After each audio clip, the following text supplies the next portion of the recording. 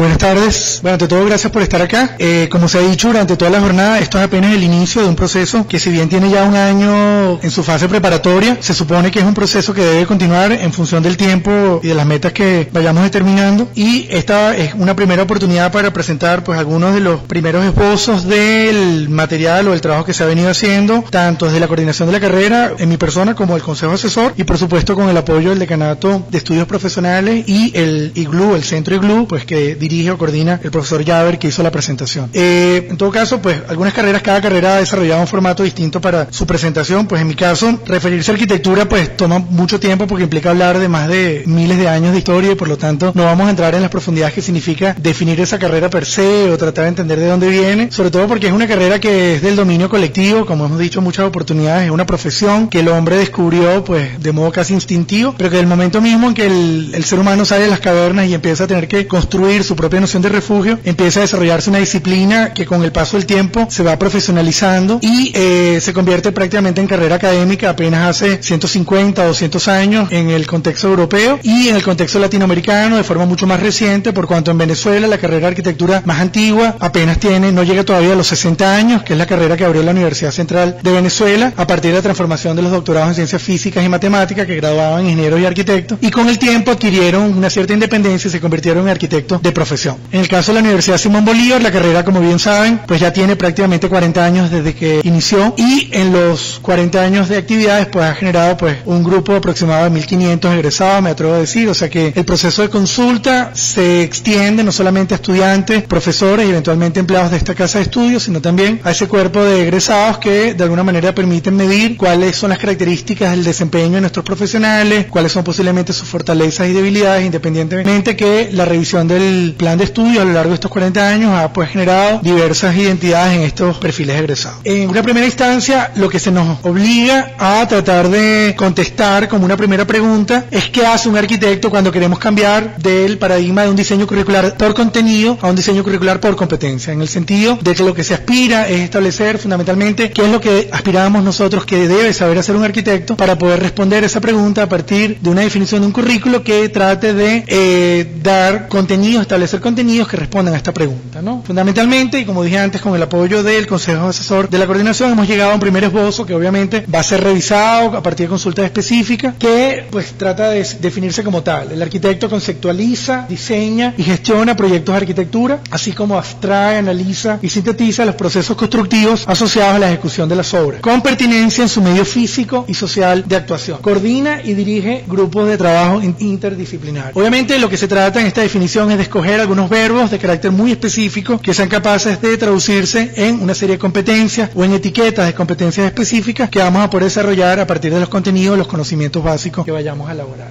Las competencias hasta el momento pues se han tratado de definir en un número de 5, a pesar de que podemos llegar aproximadamente como hasta 8. Con el paso del tiempo logramos reducirlas hasta 5, sobre todo porque, como bien saben, el proceso de acreditación en Arcusur también se convirtió en una oportunidad para tratar de adecuar este proceso de revisión curricular a un posible proceso de integración con países de la región latinoamericana y por lo tanto tratar de que el número de competencias pudiera ser asociada a países como Brasil, Argentina, Uruguay, Paraguay y algunos países asociados como Chile, Colombia o Ecuador. Las competencias como tal, como dije, son 5 y buscan establecer elementos que ya existen en nuestro plan de estudios actual y convertirlos o traducirlos en nuevos elementos que se pueden entender como que un arquitecto fundamentalmente conceptualiza proyectos propios de la disciplina y maneja problemas de diseño de escalas diversas con criterios analíticos, sintéticos y pertinentes a su medio físico y social de actuación, que esto es algo que caracteriza fundamentalmente al egresado de la Simón Bolívar de modo histórico y que pretendemos fortalecer. En segunda instancia, el egresado debe desarrollar los mecanismos de representación y expresión gráficos, verbales y escritos que le permiten elaborar sus ideas. En una tercera elemento sería que el arquitecto debe estar en capacidad de indagar y analizar los aspectos de la teoría de la arquitectura sobre los cuales es capaz de formular una propia visión crítica de la historia. Este elemento es particularmente complejo porque obviamente el área de teoría e historia no son en sí una competencia. Nadie decide convertirse en un teórico y por lo tanto esa es su competencia, sino que la teoría en ese sentido se convierte en un instrumento que va a permitir al egresado o al profesional desarrollar elementos para ser capaz de analizar, indagar y formular proyectos de investigación en donde el conocimiento acumulado en el tiempo sea capaz de ser traducido como un insumo útil para un mejor desempeño profesional. El cuarto elemento, que se refiere por supuesto a la técnica y la tecnología, significa que el arquitecto comprende los elementos de estas áreas que son técnica y tecnología necesarios para el desarrollo de proyectos proyectos y los procesos de ejecución aplicados a las obras. Y en último lugar sería lo que, bueno, en orden no necesariamente de importancia, gerencia y supervisa los procesos de grupos multidisciplinarios involucrados en el desarrollo de los proyectos y las obras. Específicamente estas 5 áreas, entendidas como conceptualización y diseño, se traducen en 8 etiquetas específicas. No las voy a desarrollar de modo extendido, pero que se asocian a elementos que están presentes en nuestro plan de estudio actual y que hemos tratado de traducir para ver efectivamente cuál es la importancia que tienen tanto para estudiantes como profesores y egresados, y eventualmente poder determinar qué nivel de dominio se adquiere con el pensum actual para eventualmente poder proponer transformaciones o modificaciones o revisiones tanto de los contenidos como de las metodologías asociadas a esos cursos, que como se ven acá manejan conceptos relacionados con espacio y tiempo, capacidad para elaborar un concepto, elementos relacionados con la técnica y la expresión propiamente tectónica, tecnológica y constructiva, resolución de proyectos relacionados con el contexto urbano y el paisaje, dominio de proyectos que tengan exigencia teórica, técnica y sociocontextual, y un manejo por supuesto responsable y eficiente asociado a conceptos de sostenibilidad, diseño de espacios a partir de variables relacionadas con otras disciplinas como arquitectura, urbanismo, como urbanismo y paisajismo, y coordinación de los grupos humanos, comunidades o instituciones para el desarrollo de los proyectos. La segunda competencia en ese sentido, relacionada con la capacidad de representación y expresión, se refiere fundamentalmente a las variables relacionadas con representación y expresión en sí misma, manejo de herramientas y criterios para fomentar la capacidad analítica de percepción espacial, manejo de herramientas y criterios para el inicio de la operatividad del discurso de la forma y la comunicación gráfica y la representación digital, que son obviamente indispensables en los tiempos modernos que estamos viviendo. En cuanto al área de teoría e historia, por supuesto, estamos hablando del conocimiento y comprensión de los fenómenos históricos y su impacto en la arquitectura y el urbanismo. Esto puede venir dado desde los estudios generales hasta los conocimientos específicos de los cursos de teoría, historia y crítica, el manejo de los supuestos teóricos, históricos, conceptuales y formales de la arquitectura, el manejo de la identidad formal y su significación histórica o teórica para las realizaciones arquitectónicas a lo largo del tiempo, y la capacidad para formular un proyecto de investigación, que son cosas que se hacen fundamentalmente e incluso en los proyectos de grado, que pueden ser un proyecto de investigación que puede conducir eventualmente a un tema de posgrado. En cuanto a las áreas de técnica y tecnología, estamos hablando fundamentalmente de la comprensión de los elementos que conforman a la estructura arquitectónica, así como su comportamiento, al diseño básico de estructuras sencillas, así como el predimensionamiento de sus miembros, que en algunos casos son elementos que son exigencias de la propia ley, que son competencias de un profesional para que pueda adquirir o desempeñarse como arquitecto dentro del marco legal vigente en Venezuela, el dominio de los elementos de la construcción arquitectónica y la comprensión del funcionamiento y características de los sistemas e instalaciones para edificación. Y por último, en cuanto al área de gerencia y supervisión, está asociado por supuesto a los procesos de manejo o de gerencia de los procesos relacionados con el desarrollo de proyectos de arquitectura y las disciplinas que están relacionadas a esta, la gerencia básica de los procesos de obras arquitectónicas, así es componente involucrado, y el conocimiento de los principios básicos de la legislación local, pero que por supuesto pueden ser traducidos a cualquier contexto. Nosotros obviamente en el contexto venezolano podemos manejarnos dentro del marco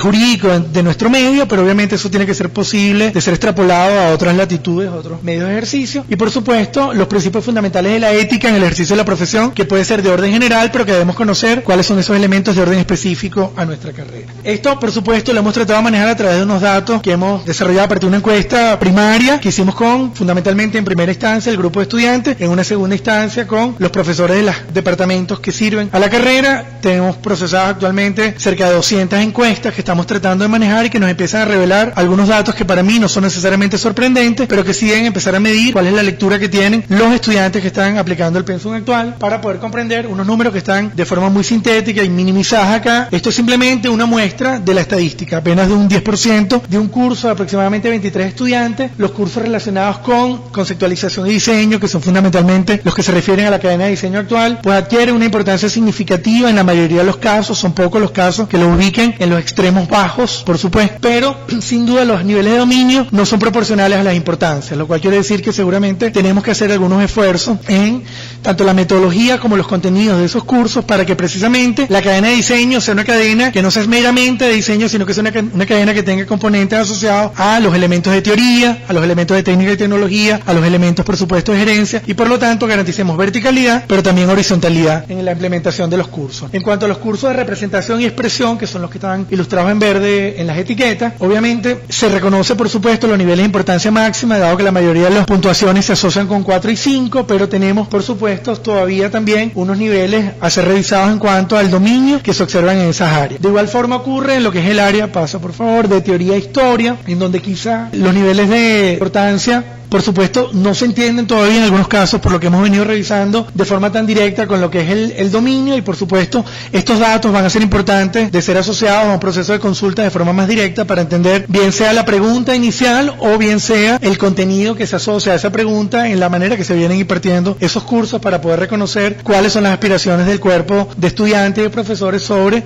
el futuro o el destino de esta asignatura como tal. Por supuesto, pues tanto en el área de técnica y tecnología, que obviamente sabemos que existen algunas deficiencias en esas áreas que no son nuevas, y por supuesto en gerencia y supervisión, porque por supuesto empiezan a entenderse como cadenas, que empiezan a ser como cadenas complementarias y no cadenas asociadas a la totalidad del plan de estudios que tenemos hoy día, ¿no? Obviamente, a partir de esto, deberíamos entonces empezar a tratar de asumir una estadística que nos pueda asociar a algunos niveles promedios en la evaluación que venimos haciendo para entender cuáles son las valoraciones que tiene esa base de conocimiento, al menos en este caso en el cuerpo estudiante, para entender cuáles son los promedios asociados en la visión que tiene el cuerpo estudiantil de ese contenido, no solamente desde el punto de vista estadístico o cuantitativo, sino también cualitativo. Obviamente esto es importante también entender porque nuestros egresados se desempeñan en áreas muy diversas. Sabemos bien que un egresado de arquitectura puede trabajar fundamentalmente en el área de diseño, si trabaja en una oficina de arquitectura, en una institución pública o privada, que le obliga a desarrollar sus competencias como diseñador de modo continuo, pero también puede desarrollarse de forma más completa. Por ejemplo, si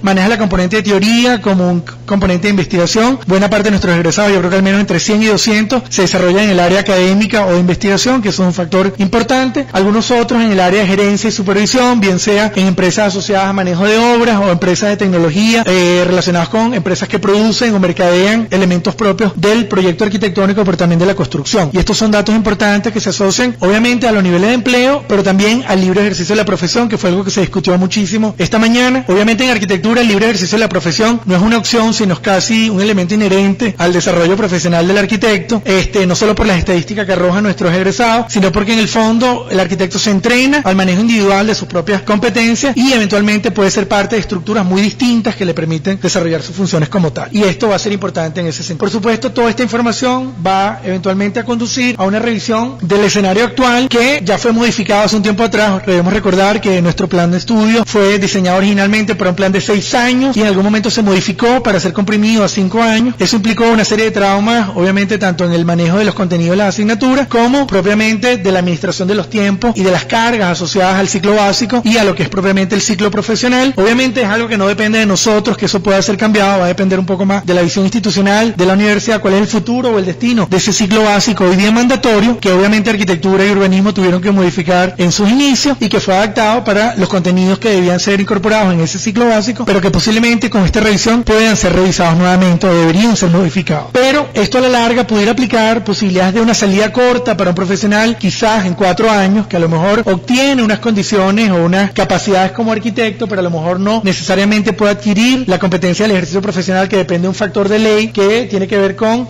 la licencia de ejercicio profesional y que depende de los colegios. Pero por supuesto, a lo que se refiere esto es la posibilidad de que tengamos un profesional que quiera estudiar en 4, en 5, en 6 o en 7 años, ¿por qué no? De manera que entendamos que la formación es continua. Pues esto entonces un profesional, un estudiante puede invertir un tiempo de 4, pero puede desarrollar un ciclo básico de 1 año, un ciclo profesional de 3 y eventualmente si decide desarrollar el último año, que es lo que tenemos hoy día, en el 5º año como un ciclo más bien de especialización, él puede escoger en qué área quiere especializarse. Eso es un tema a discutir. Piensa que puede ser un área como arquitectura y tecnología, un área como diseño urbano y paisaje, o un área como teoría y patrimonio, y eventualmente ese 5º año, que puede ser simplemente lo mismo que hacemos hoy día, donde el arquitecto sigue siendo un profesional integral, pero que puede tener matices en función de las asignaturas electivas o de los talleres que ha adquirido en los últimos 5 años, en los últimos cursos del 5º año, pero que puede eventualmente convertirlo en una especialización o en una maestría eventualmente, que es un área que definitivamente debemos reforzar para que aquel estudiante que siente que aquellos 5 años todavía siente que hay elementos que debe reforzar, pueda por supuesto quedarse en nuestra casa de estudio y desarrollar estudios, bien sea por 1 año o 2, para adquirir por supuesto el título de magíster en las 3 áreas que pensamos que podemos fortalecer, que son áreas que, como dije antes, ya se vienen dando en nuestro plan de estudios actual, pero que al final pueden traducirse en 3 áreas que permiten que un arquitecto, una visión integral, pueda asociarse a un mismo lugar, a un mismo problema, a una misma visión de la arquitectura, pero en función de campos de interés particular, que pueden ser, como dije antes, la visión de una arquitectura en función del medio, bien sea físico, ambiental, o de, por supuesto, una visión de la tecnología o de los elementos del desarrollo propiamente del proyecto, su propia técnica, o los elementos propiamente de la teoría, la historia, la crítica y el patrimonio como un elemento de interés para el desarrollo profesional. Bueno, muchísimas gracias.